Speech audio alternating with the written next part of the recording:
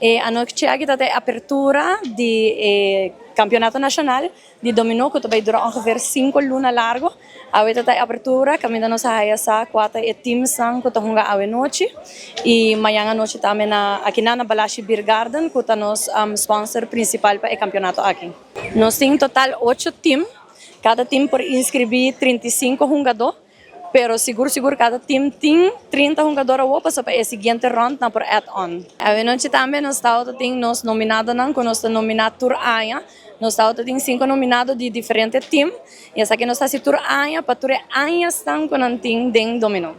Eu quero desejar a todos os times êxito para o campeonato. Vamos começar a jogar bom, jogar honesto, e have fun, e seguir o regulamento, não, porque o regulamento tem de dominó. E isso não que interessa, é dominó aqui para muitos de 18 anos vai arriba.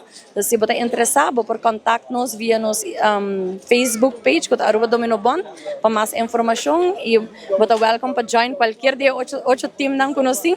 É algo que nós fazemos vez para ano, dura mais ou menos 5 lunas, mas não está jogando por cima, mas é muito leuk. E atualmente é campeão mundial de Aruba.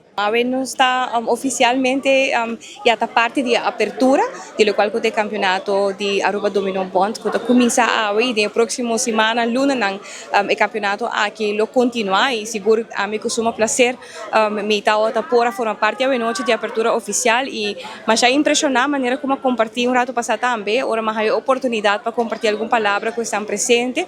Ano passado me está invitado também para o qual o mundial organizar e me por me espera que Aruba por queda está ativo e participe no deporte de dominó, maneira que nós está no momento aqui para sobre segura determinação e dedicação tem e está impressionado com mais que claro esta única comunidade também para impressionar-me com participe e tur e time aqui está lá que me põe assim tur lo que cuta na bem-estar de desenvolvimento de comunidade aqui está 13 nas comunidades junto e cuta deporte seguro também que me seguir cresce e mais que tudo maneira que a organização mestra compartilha conosco não desejo para jovem não também começa a join e dá mais começa mais young também porta parte disso aqui então uma que nós provide uma assistência para motivar e outra geração para também participar do local que é parte oficial você agora sai daí dominó tem regra é diferente que agora botar jogar na casa botar jogar